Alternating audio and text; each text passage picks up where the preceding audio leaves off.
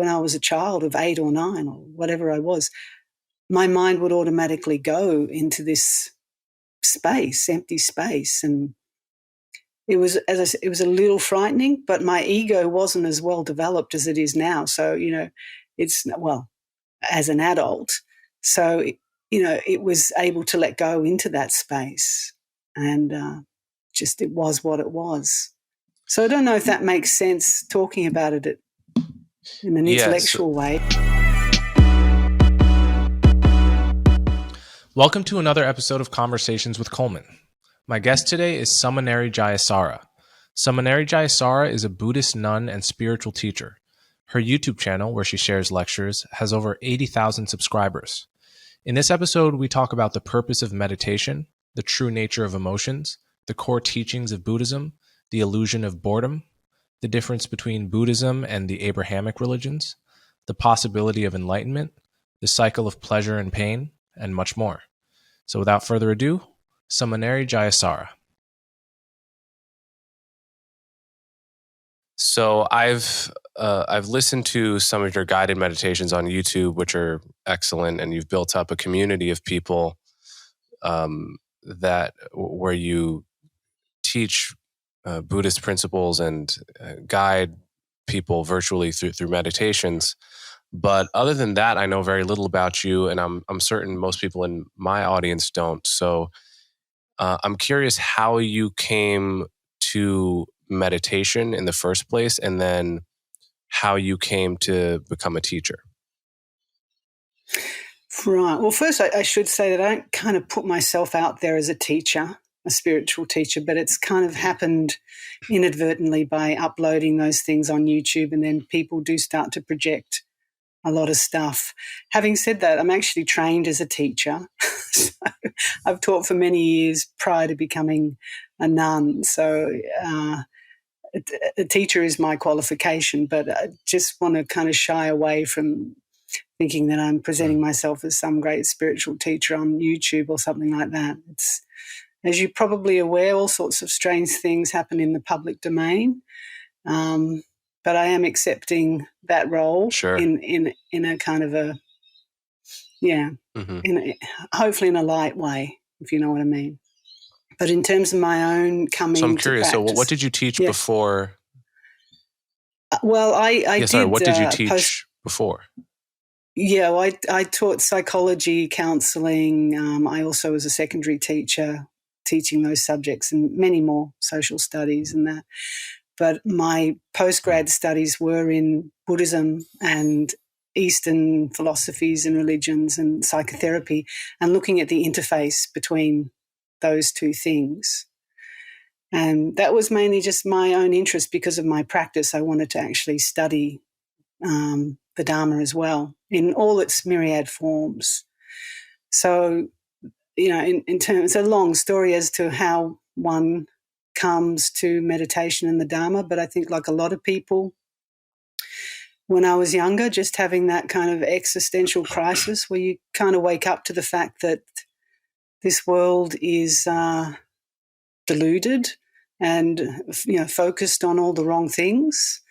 And so I guess through the path of recognizing that confusion within myself, I started looking around for teachers and teachings, and was fortunate enough to come upon it when I was 21, really. Oh, well, actually earlier than that, because I was starting to read the teachings of Krishnamurti and finding that was answering a lot of questions that weren't being answered at university, even though, there were interesting things I was learning at university in social studies, but for me, they didn't go deep enough.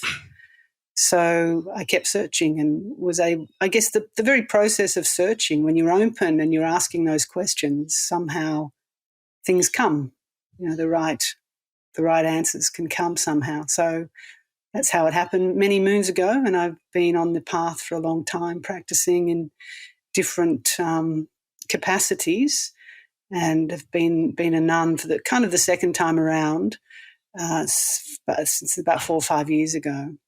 Again.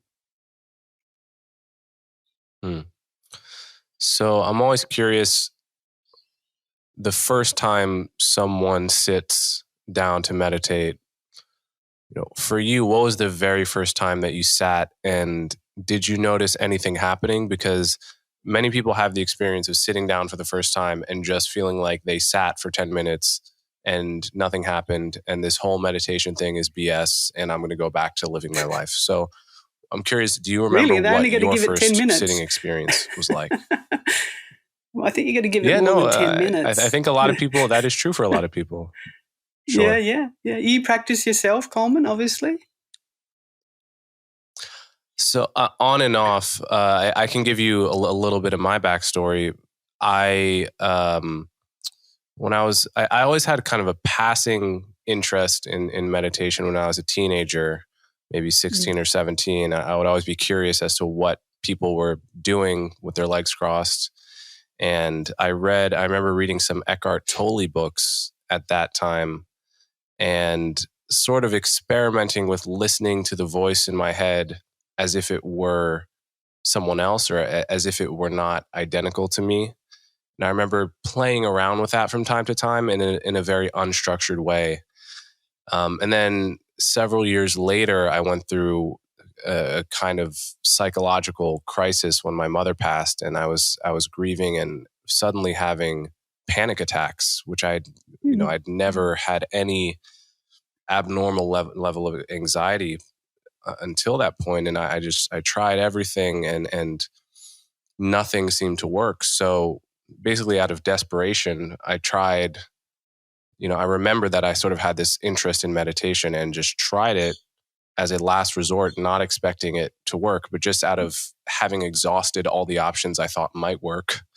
And then found that it my physical anxiety actually could disappear or could cease to be a problem if I, paid attention to my body and listened to guided meditations, which was absolutely stunning to me when I discovered that fact. It was so stunning. I figured I have to investigate this.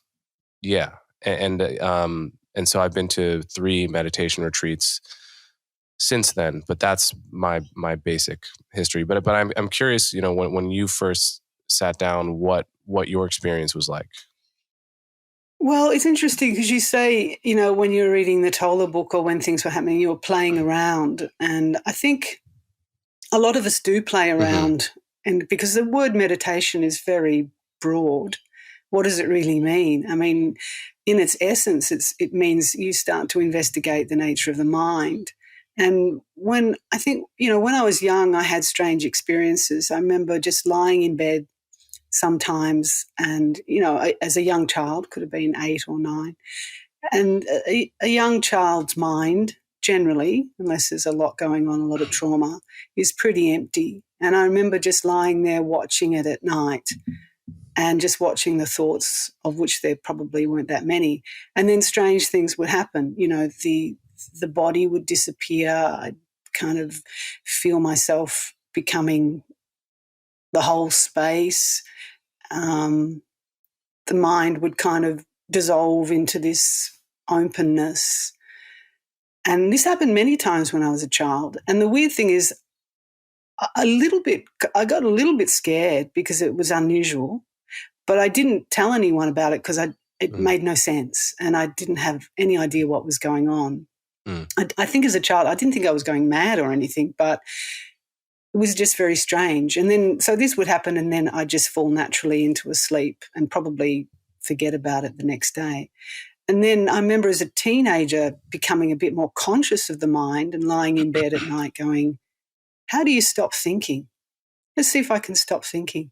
So I think that playfulness and that exploration that people do naturally, it is a form of meditation. It's investigating the nature of the mind.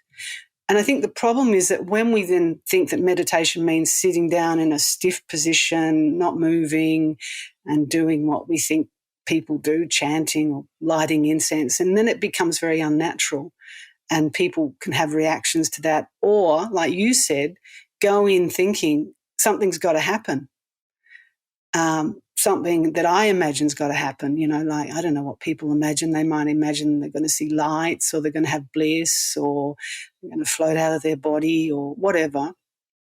But the thing is when you meditate, everything can and does happen. But that also includes just sitting there being bored. That's as valid a meditation as having great bliss. So, but if you go in with expectations about what meditation is because you've been reading stuff or been subjected to people's views and opinions, then it's going to put you off. So it's best to start to learn meditation with the mind of a child, with no expectations, just looking in and investigating. And sometimes it's better just to do the very basic techniques like watching the breath or being with the body, rather than making meditation convoluted or, something that doesn't fit into our culture. It doesn't matter what they do in the other cultures, that's part of theirs. But in Western culture, I think we have to keep it just simple, because our minds are very hyper-rational. And if we introduce too many bells and whistles and chants, we just go, oh, God, this is just, New Age stuff or whatever. So, Right. And just thinking of your own experience, I mean, you had the experience of noticing that the anxiety or the panic started to dissipate. And, so you've had your own taste of what it can be. And that's what has to happen for everyone. They have to have that taste of recognizing the shifts that can happen. But it may not happen straight away. They just got to keep going. More than 10 minutes too. Right. Yeah. Well, so this is one of the paradoxes I noticed early about the kind of meditation I was doing, at least, which was in the Vipassana tradition. One of the paradoxes I noticed is that on the one hand, I had a goal. My goal was to feel better than I felt, right? I felt this tight sense of anxiety all day that was very, very unpleasant. And it was actually making my life more difficult. It was hindering my goals. It was hindering my relationships. So I had this goal, which is feel better, get rid of this feeling, feel psychologically normal and happy, right? Yeah. But on the other hand, when I tried to sit down and meditate with an aim in mind, nothing good would happen. And in fact, the only way I would achieve my goal is by just paying attention to my body with no goals. So it's this paradox where in order to get to the goal I wanted, I had to abandon goals in my mind completely, successfully for long enough, including getting rid of the feeling, right? Getting rid of the feeling, wanting to get rid of the feeling, that's the first thing that will prevent you from actually getting rid of the feeling. What the paradox is, I found eventually, is that I had to totally accept the feeling, get married to the feeling, as if the feeling will be there with you.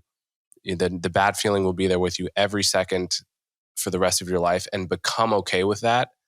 But you have to really become okay with that. You can't just pretend to become okay with it so that it magically goes away. So I'm curious if this paradox is if you think about that paradox in the same way that I do. Yeah, I totally get what you're saying, and that is, one way of working with anxiety or any unpleasant feeling is to notice it and accept it. But then the trick is that then if we think, well, I have to accept it, that becomes another goal, accepting. So I guess that's the paradox you're speaking of. But the first thing is to notice, okay, there's this unpleasant feeling. What does it feel like? And to look at the way the mind pushes it away, doesn't want it.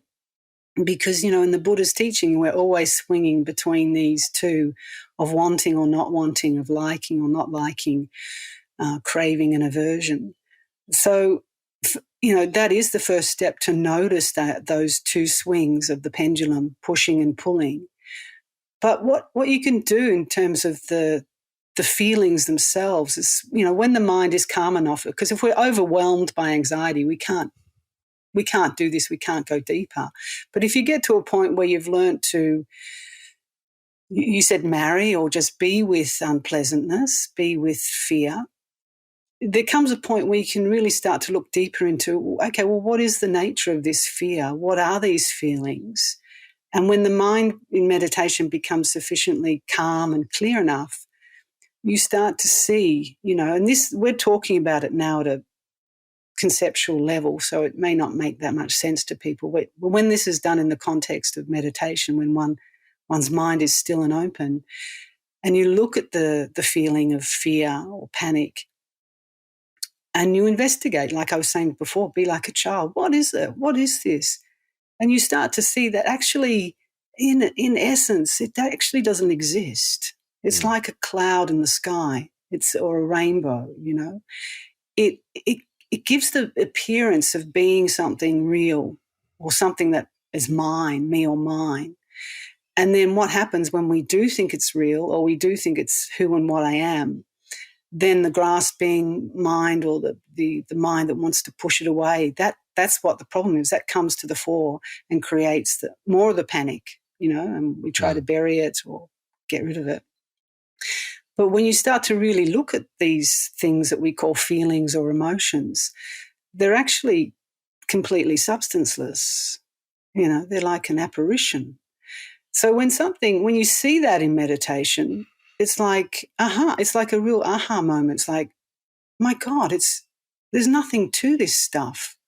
But we've been heavily conditioned, and then we develop habitual patterns to believe that these are real, these thoughts and these feelings and these emotions. And then we react to them with liking or not liking, wanting to get more of them or wanting to get away from them. But when it comes down to it, they're nothing. They're really empty phenomena. And so that's what's the liberating thing about meditation. You're saying you wanted to feel better, and that's a valid thing to want in meditation. And most people perhaps go after it for that very reason, for stress management, relaxation. But it's so much more than that. It starts to, if you stick with it, it starts to unravel the very nature of the mind itself, the fabric of reality. And you see that these things that we call my body, my thoughts, my ideas, my emotions, they're just flimsy.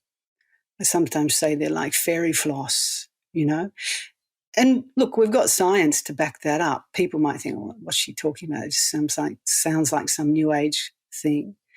But, science will say there's no substance to anything in the universe. It's all space. So when you experience that in meditation, it's very liberating, because you're letting go. You're shedding these false ideas and perceptions about yourself as a solid thing who has all these problems and this personality and this life history and these emotions, to recognizing that at our essence, we're just empty space. And I mentioned earlier that when I was a child of 8 or 9 or whatever I was, my mind would automatically go into this space, empty space. And it was, as I said, it was a little frightening, but my ego wasn't as well developed as it is now. So, as an adult. So, it was able to let go into that space, and it was what it was. So I don't know if that makes sense talking about it in an intellectual way, but it's kind of what it's pointing to. What kind of car do you like? Electric, gas, hybrid? Whatever you're into, there's a Hyundai Tucson to match and powertrain to get you there. Hyundai's 2023 Tucson lineup pairs the tech you want with sleek and stylish design. They paid attention to all the details: the seats, the dash, the panoramic roof. You name it, Hyundai thought of it. All while making sure each trim has enough room to hold space for your grocery runs, festival nights, and tailgates. Okay, Hyundai. When it comes to your journey, Hyundai's there for every mile.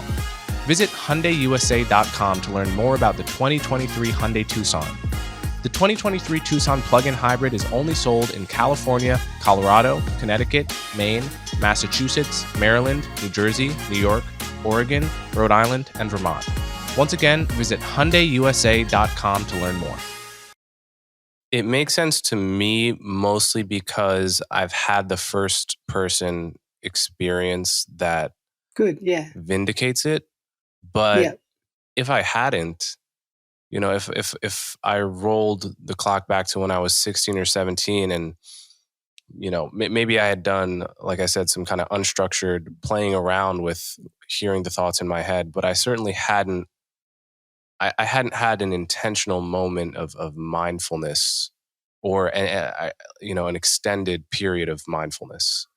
And I didn't know the, what it felt like to pay close attention to, sensory experience without getting distracted by a thought.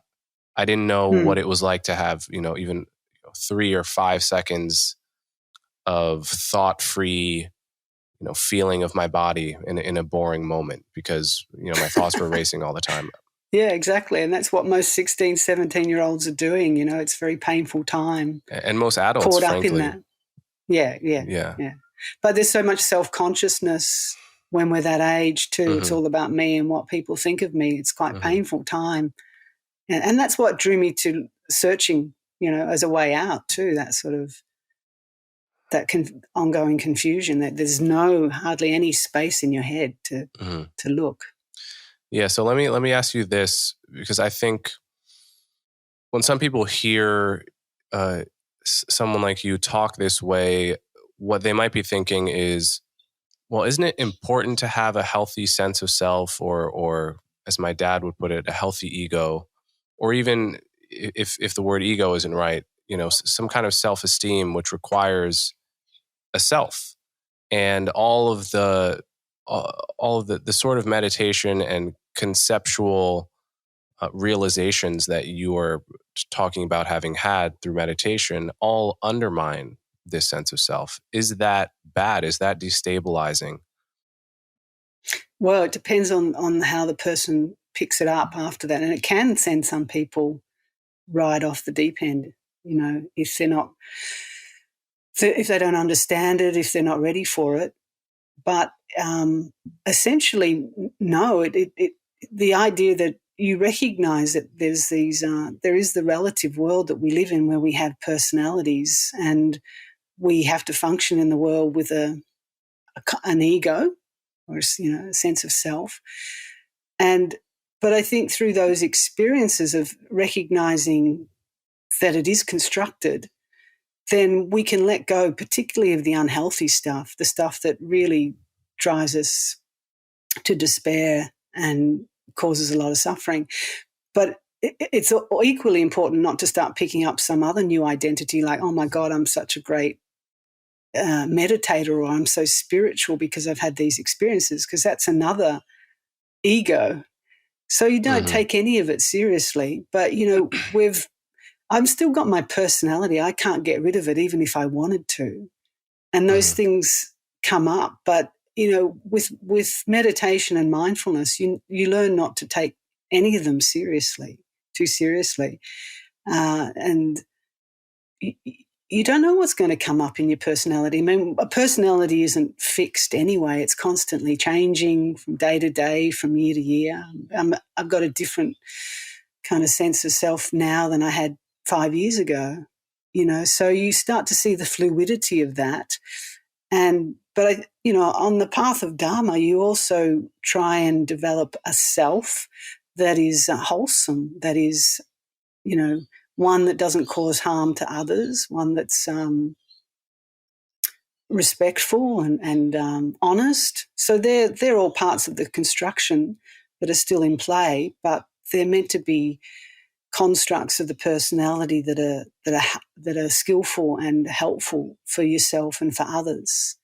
So you don't throw the baby out with the bathwater, so to speak. When you realize that there's no substance here, you keep it light and you play with it, but not in a silly way, in a skillful way. But that takes a lot of time to learn too, because with meditation and going on the path, you go to extremes too. People fall into the extremes. I've done it myself, and you learn from that, and you come back to the middle path. What kind of extremes are you talking about? Well, like going around saying, oh, there's no self, there's nothing here, I can do anything. So, I can say what I like because there's no self there. So don't worry about it. It's all. So you lose sensitivity to the fact that there are other people and they do have feelings, at that level, they do. So you don't go around thinking, well, there's no feelings, so don't worry, you can go and get stuffed. I don't care what I say anymore, that sort of stuff. To recognizing we still live in a relative world, and there are more helpful ways to live in this world that don't cause harm, that's all. And a bit more enlightening. Yeah, sorry, go on. Yeah, a couple minutes ago you used the word Dhamma, which I think many of my listeners won't be familiar with. What are you talking about when you say Dhamma? Yeah, sorry for using jargon. I mean, the Dharma is really, it's a Pali word. It's also Sanskrit, but it has many layers of meaning, a bit like meditation, but in essence, it means the truth, the reality of the way things are. So you could say the Dharma with a capital D is pointing to the truth of the ultimate truth, but Dharma also means all phenomena, everything in existence, what's called dharmas. So when I say, in the path of Dharma, it's about trying to be on a path that aligns with truth rather than delusion, even though delusion is a Dharma in itself too. It's part of the phenomenal world. Does that make sense to you? Yeah, that definitely makes sense to me. So I'm curious, do you have much interaction with the people that listen to your guided meditations? Do they message you and do they tell you how your guided meditations are affecting them? And like, do you have a sense of your audience and how they're experiencing you? Yeah, I do. And that's what is motivated me to keep going with this strange YouTube thing, because when I first put stuff up about 2 or 3 years ago, I just thought there might be a few other, seasoned practitioners who would listen. But it actually snowballed from there, and the audience is extremely wide and varied now. And I do get a lot of feedback that these things are really helping people and transforming their lives. And that's both in the comments threads or through emails, or we also have started offering a fortnightly guided live stream thing on YouTube. And, apart from my own guided meditations, I read the Wisdom of the Masters, which is actually the main focus of that channel. And I read them in a way that they're, slow and meditative, so people can really allow the meaning to go in. And, these teachings, these texts that I read, or even quotes, they're extremely powerful. They're coming from a lot through translation, but it still doesn't matter, from the words of enlightened masters. So people listen to them in that receptive state in meditation, and they're quite mind-blowing for a lot of people. They're really taking their practice to a whole nother level. But that's not everyone. It really depends on where you're at and how you respond to it. But yeah, the feedback's been really positive, really quite surprising. Yeah, that's great. So you mentioned earlier that the experience of boredom while meditating is just as valid as any other. But I know, I think when some people start meditating or try it out once, it's precisely the boredom of the experience that signals to them that they're doing something wrong. Okay, I think I've lost your video for a second. Recording. Oh. Okay, we can continue. It's still recording.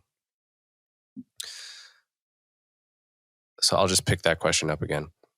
Sure. You said that boredom is as valid an experience when meditating as any other. But for many people who try meditation out, say 1 time or 2 times, it's precisely the experience of boredom that tells them they're doing something wrong.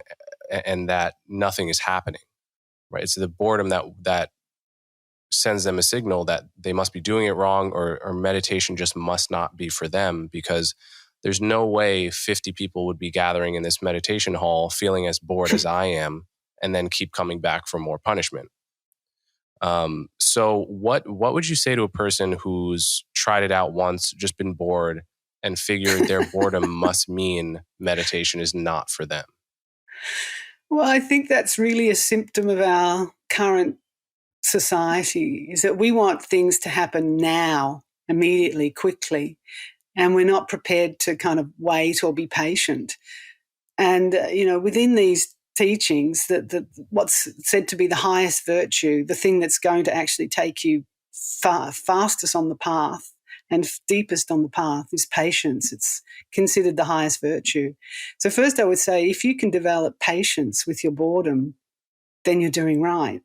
Oh, we've lost Coleman. So you've disappeared, Coleman, but maybe I should just keep talking, should I? Yeah, you're cutting in and out for me. I think the connection, I think your connection is weakening. Yes. Should we do something like disconnect and start again? And pick it up from where we're at? Is your I guess now it sounds good again. I guess I missed the end of your answer there, though.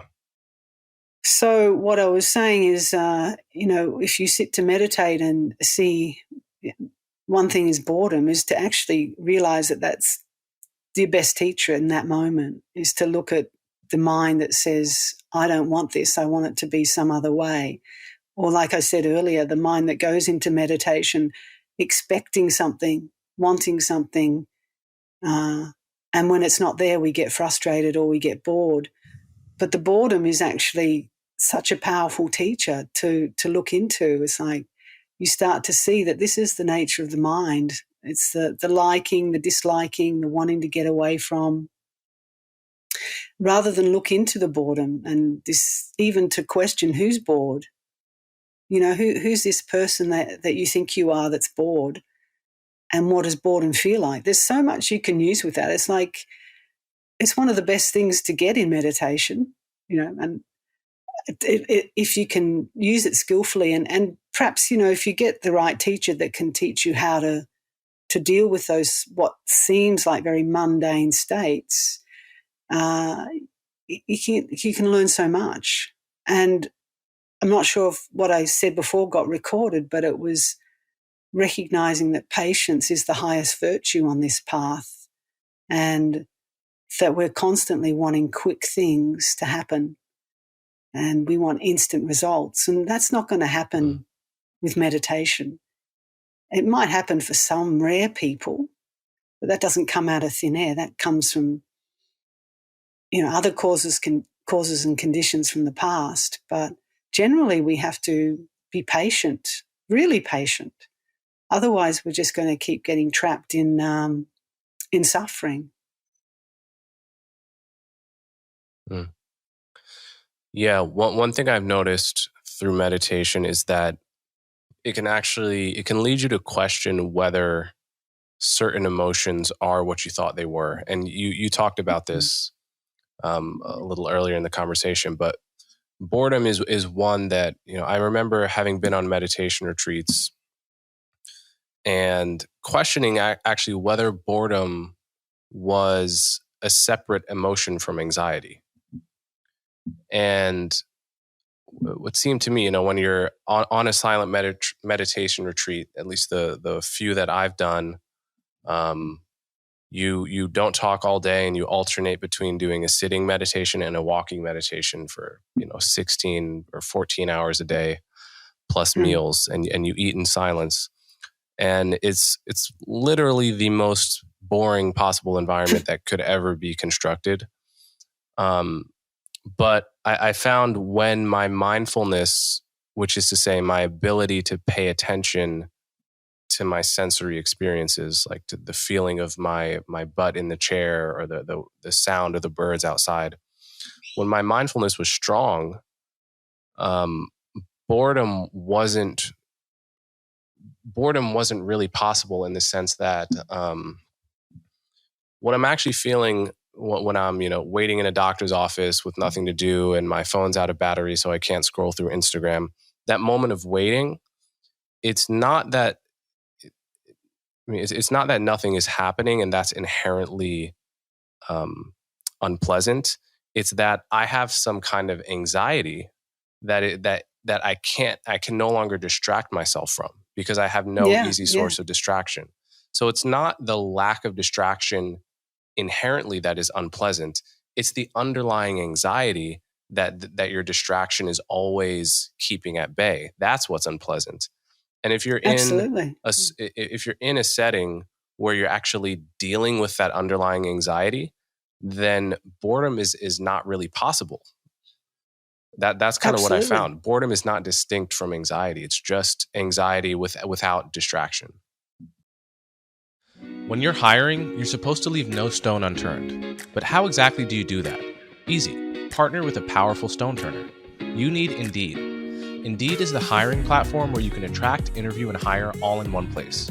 Finding great talent doesn't have to be a second job. You can reclaim your time and find top talent fast with Indeed. Find top talent fast with Indeed's suite of powerful hiring tools like Indeed Instant Match, assessments, and virtual interviews. Hate waiting? Indeed's US data shows that over 80% of Indeed employers find quality candidates whose resume on Indeed matches their job description the moment they sponsor a job. Don't make your candidates jump through hoops. Indeed's virtual interview tools means there's nothing to download. Just click and talk. With virtual interviews, Indeed saves you time. You can message, schedule, and interview top talent all in one place. Indeed makes it easy to connect with your applicants. No need to install anything extra. Indeed's virtual interview tool works from your browser. And it saves you time. Interview with virtually no downloads, plugins, or purchases. You can do it all in one place with Indeed. After using Indeed's virtual interviews, most employers said it saved them days of hiring time, according to Indeed data. 81% of U.S. online job seekers search for jobs on Indeed each month, according to ComScore. So join over 3 million businesses worldwide using Indeed to hire great talent fast. Indeed knows when you're growing your own business, you have to make every dollar count. That's why when you sponsor a job on Indeed, you only pay for quality applications from resumes in your database matching your description. So visit Indeed.com/conversations to start hiring now. Just go to Indeed.com/conversations. Once again, that's Indeed.com/conversations. Terms and conditions apply. Yeah, great insight. Exactly. It's so true. It's like this idea that people get very agitated when there's nothing to do. And like you said, when there's nothing to look at to distract ourselves. And so there's the great opportunity. Oh, wow, this, boredom is superficial. It's the surface. If you stay with that just a little bit longer, like it sounds like you did on that retreat, you've peeled back one layer of the onion and recognized the anxiety there. And that's great. And then you stay with the anxiety and you look at the anxiety. And like I said before, you get to a point when you realize there's not really that much, there's nothing to this anxiety. It's just these feelings that are, they feel like this, but they come and go. They don't last. They're not me, essentially who I am. And they're all dependent on certain causes and conditions, normally certain mind states, mental states or thoughts. So it can be and that's far from boring when you start looking at that and start understanding the layers of the mind. It's the same with anger. People think that anger's the true thing, but when you start peeling back anger, you get to deep sadness and deep depression, So everything is not what it appears to be. That's what I'd say if someone's stuck thinking it's boring. It's like, well, investigate the boredom. It won't stay. You'll find that you'll go deeper into it. And then when you go deep into these things and start seeing them for what they are, and what happens when you see things for what they are is that they don't have power over you anymore and they automatically dissipate or dissolve. And so when those things start to dissolve in meditation, that's why peace comes up naturally, because we're not pushing or pulling or clinging to stuff, and we're not fooled by it anymore. And when we're not fooled by all these thoughts and feelings and emotions. We just stay with the natural state, which is quiet and peaceful. Or, that is our natural state, believe it or not. Mm-hmm. But when we're moving about at a million miles an hour, wanting things quick, I want things to happen, it's impossible to see that. It's impossible to experience the natural state of the mind, which is peaceful.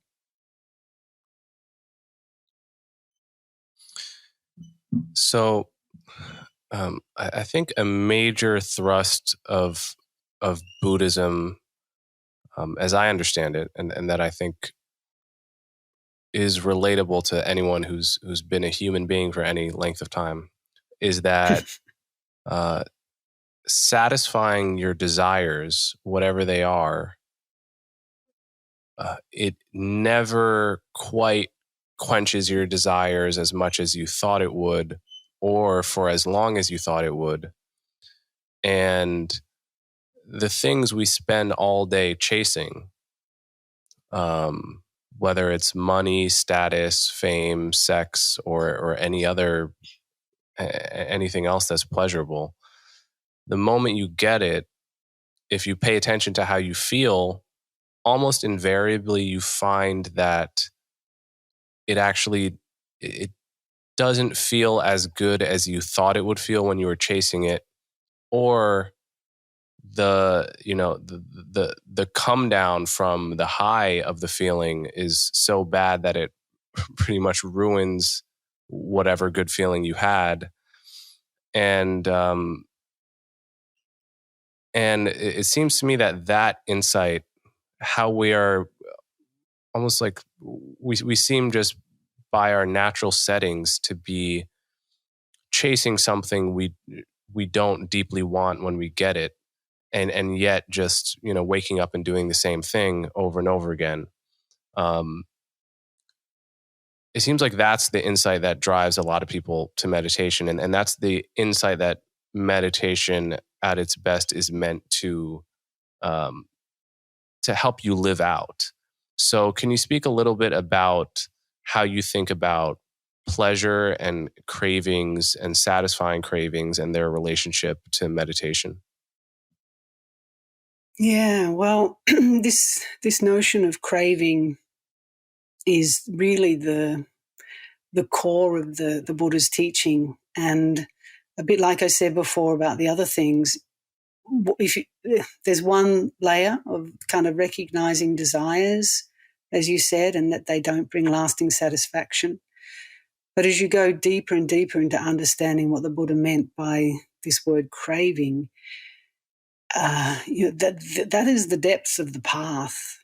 It's very hard to speak about to people who don't have a practice or don't even have an intellectual understanding of this notion of craving at its deepest level. But I'll speak about it, and people can just take it or leave it. You don't have to accept what I say here.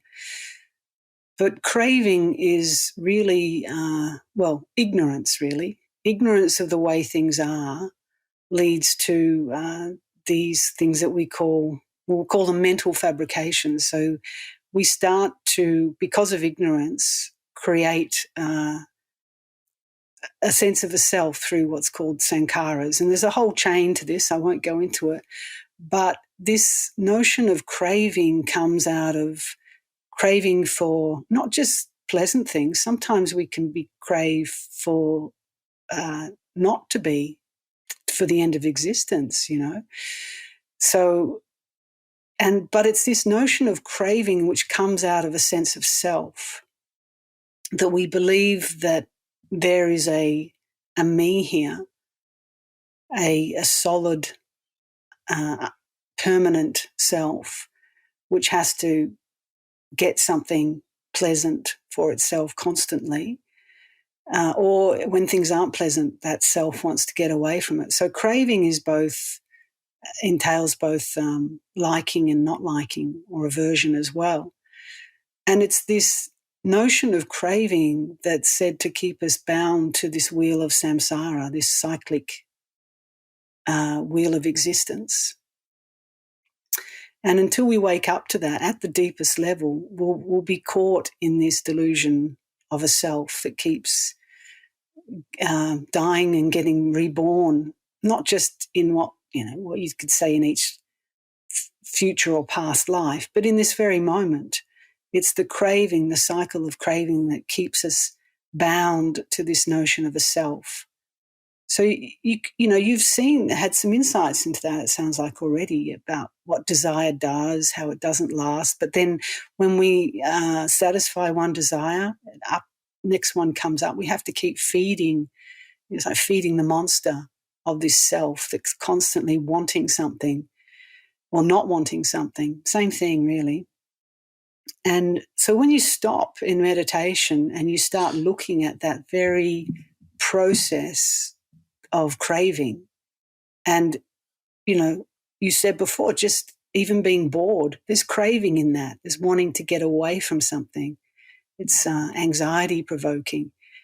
But if you're willing to stick with it and look at it, you start to really peel back many, many, many layers of the onion to look at how this self view gets constructed every moment. And the desire is what keeps, we're living in a desire realm. And that's what keeps this delusion of a self alive. And it's a very profound teaching. And if people are interested, I just encourage them to go and investigate more into the Buddha's teachings. But it's not just in Buddhist teachings, it's in a lot of spiritual teachings, and most of the major teachings will talk about understanding the nature of the mind and the way that desire keeps us bound to this cyclic existence. Yeah. But I'll just say one more thing, because I'm hearing people's objections to that in my mind as I say it. Like you said, doesn't it? What happens to the self? We need a self. It doesn't mean that when we uproot desire or see through desire that we become these kind of vegetables who, people who don't want anything anymore. That's not the case at all. We become a little less clingy to things or fooled by things. But, you still like, I don't know, a nice meal, but you don't, it doesn't define who you are, and you don't get upset if the meal isn't beautiful, or you're not always thinking obsessively about the next meal or whatever pleasurable thing. You start to see through the illusion of pleasure. And so, it's often talked about when you understand desire, it's like a bee on a flower that just touches the honey and it flies off again. It's very light, rather than obsessive or deranged or causing a lot of stress. It's just light. The desires are light, and we don't cling to them. That's what it really comes down to, not clinging to these desires. It doesn't mean that we don't enjoy things or, like to go for a lovely walk in nature or whatever. It's a much lighter relationship to desires. Right. So this is what you just said brought out a worry that many people have about meditation, which is that if I meditate and I get into this line of questioning the self, of ridding myself of cravings or attachment to cravings or attachment ultimately to anything, aren't I just going to become this almost inhuman, zombified, like monk with no attachment to my friends and my family, no ability to have a normal romantic relationship, no ability to or desire to go out and have fun and drink with friends and socialize and like do all of the, pro-social and good typical sort of life things that people do. What do you say to someone that worries that going too far down this path leads to some kind of colorless existence? Well, I just first question where they got that idea from. I mean, do they actually know people who are like that? And if they do, then those people, if they're really kind of, cold and indifferent to the world, then they're not really practicing properly. But I think we conjure up a lot of images and ideas and expectations about this. And if you've met any of the great masters or met a really good teacher or practitioner, they're not like that at all. I just talk about my own teacher in this tradition, Ajahn Chah, which some of your listeners may be aware of. I never met him. He died before I met him, but by all accounts, he was an enlightened teacher, and he was funny and cheeky and, would poke fun in a way of trying to get people to wake up. He was anything but staid and boring.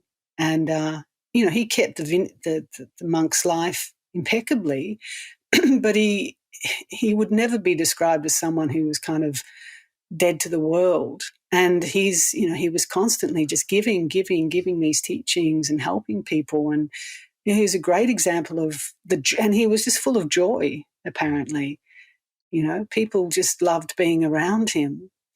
And if that's a model for someone who's awakened, he was anything but, cut off or dead to the world.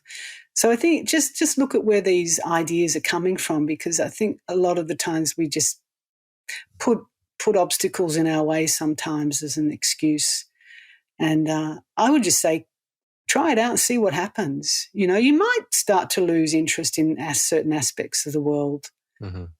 But that's okay, because there's certain aspects of the world that aren't worth having much interest in my opinion, Mm. But everyone's different. Some people will become more engaged in the world for really wholesome means, and others might become a bit more reclusive. But we also might do that at different times of our lives and practice as well. But it's not worth putting that fear in your way or as an excuse to kind of investigate your own mind, because why else are we here? Mm-hmm. What's the point of life if we don't understand it at its deepest level? I mean, if people just want to live at the surface superficially, that's fine. Most people do, and see what happens. And we only have to look at what's happening now. You have to look very far to see the mental health problems, the anxieties, the conflicts. It's not really working, is it? For most people on the planet. No. So, and that's why people are looking for deeper answers. So you're not going to lose anything, I'd say. Right. You're going to gain so much more. So I also, you used a phrase just now, or a word just now, awakened or enlightened, to describe the teacher, which opens the question of what you mean by that, right? Is it, when you say he's enlightened, does that mean this person has spent so much time meditating in the right way such that they can't they don't experience attachment to emotions or suffering or cravings in the way us normal people do? Or what do you mean by that word? ButcherBox was started with the idea that everyone should have access to high-quality, humanely raised meat. Each month, ButcherBox delivers 100% grass-fed beef, pork-raised crate-free, and free-range organic chicken straight to your door. Plus, this Thanksgiving, ButcherBox has the very best free-range turkeys with no antibiotics or added hormones. ButcherBox takes the guesswork out of finding high-quality meat and seafood. Their beef is 100% grass-fed, their chicken is organic and free-range, their pork raised crate-free, and their seafood wild-caught. All of their meat is humanely raised with no antibiotics or added hormones. You can get whatever you want delivered right to your doorstep, with free shipping for the continental US and no surprise fees. You can choose from a variety of box plan options, from curated to customized, and change your plan whenever you want. Enjoy a range of high-quality cuts that are hard to come by in the grocery store. You can also use ButcherBox as an inspiration for your own recipes, so you can cook up mouth-watering meals at home. As a person who loves to eat but does not love to cook, ButcherBox is huge. It's awesome. The convenience of just being able to eat inexpensive but quality meals is really big for me, especially on days when I need to get a lot of work done.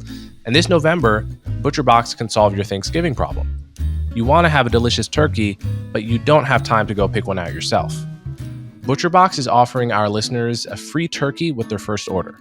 Sign up today at butcherbox.com/Coleman and use the code Coleman to get one 10 to 14 pound turkey free in your first box. Once again, that's butcherbox.com/Coleman and use the code Coleman to get this deal. I think just simply, because I don't really want to go into trying to define what enlightenment is, that's just getting into kind of a whole nother realm. But for someone like Ajahn Chah, he wasn't fooled by any of these appearances anymore. Mm-hmm. So it didn't mean that he might not have felt annoyed with someone, but he didn't buy into it. He didn't believe anything that arose in his mind-body experience as being him and who and what he is. So in that sense, he didn't suffer because he was awakened to, I guess you're kind of awakened to the delusions. That's what it really means. You see through what once you didn't see through. You have the awareness to understand that these are just appearances arising and ceasing every moment. And it's when we cling to these appearances, that's when we suffer. So he didn't suffer anymore because he wasn't fooled. And when you're not fooled, you don't cling or push away. And so, as I said before, he was able just to stay abiding in his natural state of spaciousness. Yeah.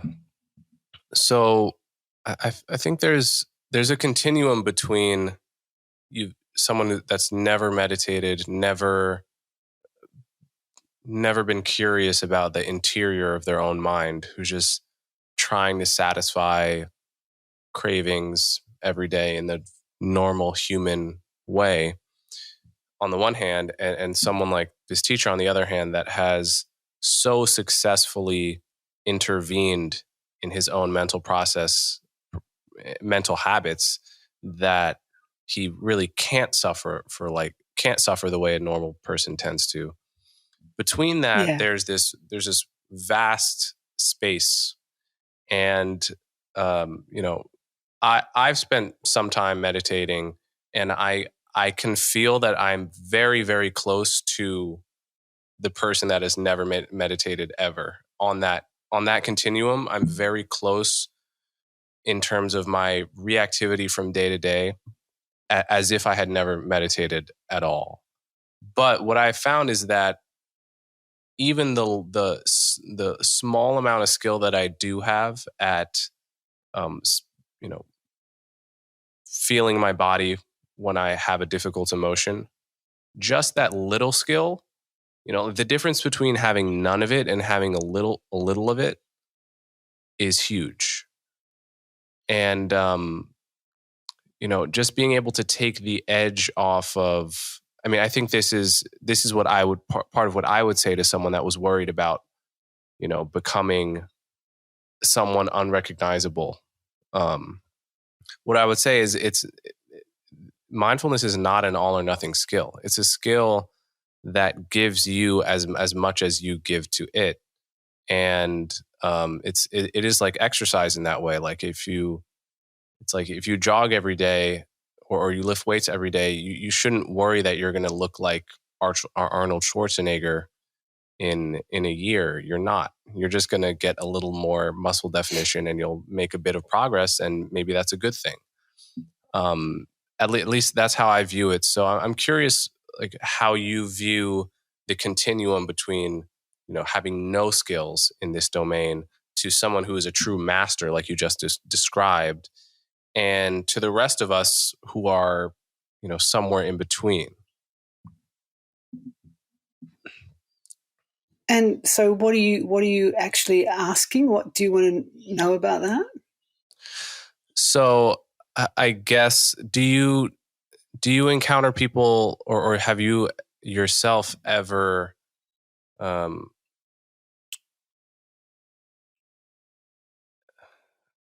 had a kind of goal of where you want to be on this continuum of mindfulness skill, or had a goal of trying to get more skilled along that continuum towards mastery? Okay. Yeah. I see where you're coming from. Yeah. Yeah. Well, as we continue, and, for someone like Ajahn Chah, who had gone all the way, there's the realization that there is no goal and there's no one to achieve anything. And as we go along this path, what we're trying to do is shed the notion that there is someone here who's trying to get anything. Now, that may sound just like nonsense to people, but this is what it really means. It's shedding through the delusion that there's a fixed self here who's setting out to attain something. So the freedom comes from realizing that very goal seeking in meditation, or even measuring yourself. Here I'm on this part of the continuum, or maybe today I'm that part, I'll never be on that part. That's all the delusion that there's some self here who's got some goal to achieve. And I guess having said that, there's also a bit of a paradox too, because there are stages of development and insight, but ultimately, if we're constantly thinking that we're trying to achieve something or get something and measuring ourselves from where we are, we're still very much caught in the delusion that we're trying to get out of. So what Ajahn Chah used to say is that don't be an arahant, don't be a bodhisattva, don't be a skilled meditator, don't be anything at all. We let go of any notions of who and what we are. So he didn't walk around thinking he was an arahant. He never said he was an arahant. People said he was an arahant because certain people would have recognized it. But he didn't have this concept in his mind that I'm an arahant. The thing is, the arahant knows that there's no arahant. And that's what gives them freedom from the delusion of a self and a path and an attainment and a goal, because we're in a society that's just goal orientated, because there's always a me wanting to get something, even out of meditation. We want to get something out of meditation. But that's the very thing we've got to see through in meditation and uproot this me who's trying to even get peace. If we're trying to get peace, we're not going to get peace. We just have to realize our natural state is peace. And that comes through letting go of these ideas that there is a me here getting something at all. So we just let go of all that, because they're all just concepts in the mind and conditioning. That's all they are. So we have to look at what are these things that come up in the mind about goals, and where we're at. They're just thoughts and ideas, more of the same. Okay, so my last question is about the difference between this Western, or I guess I should say just monotheistic traditional religions and Buddhism. So if you just, obviously there are many differences between Judaism, Christianity, and Islam, but they all have this general structure of being about the fact that there's one God who created the world and who you have to develop the right relationship to. You have to believe the correct things about this God. You have to, make sure you're worshiping the correct prophet or messenger, and calling that person by the right name, or else at least in Christianity and Islam, there's a hell. And the structure of those of those religions, and even the structure of polytheistic religions, they all seem centered around, an entity that you have to worship, you ought to worship. Now, maybe that entity is a metaphor for something, but in general, the way most people have practiced it is about that structure. And Buddhism, it just has a totally different structure and feel to it. If some people don't even call it a religion necessarily, but it seems like it's playing a fundamentally different game than the traditional monotheistic religions. And the the insights into craving. So like for instance, in traditional monotheisms, usually the attitude towards craving and desire is just, it's all bad. Don't never partake in any desire. It's sin. It's evil.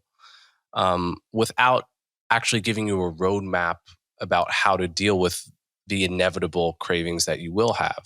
Whereas the Buddhist perspective is here's a roadmap of how to practice dealing with your desires. I'm curious. The whole point of this windup is just to ask you, how do you view traditional monotheistic religions as they relate to Buddhist teachings? Do you have people that that are able to link the two in that message you, or do you link them? Do you view them as all teaching the same message, or do you think Buddhism is really distinct and special among the religions? Well, having been brought up Catholic, I totally understand what you're saying. And that's why I was drawn to Buddhism, because it does offer a very clear roadmap, and it's very practical and very rational. But having come back to visit teachings of the Christian mystics, in particular, as part of my channel and part of my study, all the other monotheistic religions, I realize it's just, those things you talked about. It's just people misunderstanding the essence of the teaching. And that happens in Buddhism too. Don't think that Buddhism gets off the hook. There's a lot of Buddhists who just do the rites and rituals. They don't practice. They don't investigate their mind. They're full of superstitions. They just go to the temples to get merit. And it becomes just another rite and ritual like in any religion. But if you listen to the Christian mystics on my channel, like Meister Eckhart and St. John of the Cross and Teresa of Avila, their understanding of what God is very different from this theistic guy in the sky that we have to pray to, or afraid of. It's nothing like that. So they've gone a lot deeper into their own practice and understanding what that is. And have shared, and a lot of them were excommunicated because they spoke out and they saw the truth, and they went beyond these superstitions and religious dogmas to understanding the nature of reality. And I guess I include a lot of those wisdom teaching texts and mystics on my channel, because if you listen deeply, you realize that the essence of their message doesn't differ from what any of the other great masters are saying, Buddhist or, Vedanta or whatnot. And that can just be really freeing. If we get caught in concepts and religious dogma, it's just a minefield, isn't it? And but if you can I'm not saying that people shouldn't practice Christianity, but if you can make your way through all that stuff and find the essence of what Jesus was pointing to, it's going to be a lot more freeing than just getting caught in scriptures and dogma. But it's the same in Buddhism. You have to find your way through that as well. Okay, Samaneri, this has been a very good conversation. I hope people are moved to try meditation if they haven't, and if you're like me and you're an off and on meditator, I hope you are inspired to get back on the horse. And before I let you go, can you just point my listeners in the direction of your YouTube page? I don't know if you have a website or a Twitter handle or anything like that, but wherever you want them to encounter your work. Yeah, if you just put in my name, I think because it's the only name on YouTube, you'll happen upon the channel. And we also have a website where we put up resources as well, and that's Viveka Hermitage, Viveka Hermitage.com, and that has all the links to the YouTube. But I don't do any other social media or anything like that. But given my name is kind of unusual, just put it in YouTube, and it's a big library. It's full of stuff. So, people are certainly welcome and encouraged if they're interested. Only if they're interested, though, to listen to some of the teachings and the guided meditations and see how they are. Just try them out, really. Okay, and I'm glad that they've been helpful for you too, Coleman. Yeah, it's good absolutely. to hear that. Yeah. Okay, well, thank you, and hope maybe I'll have you back on one day, and we'll keep the conversation going. Sure thing. Yeah, all the best to you. If you appreciate the work I do, the best ways to support me are to subscribe directly through my website, colemanhughes.org, and to subscribe to my YouTube channel so you'll never miss my new content. As always, thanks for your support.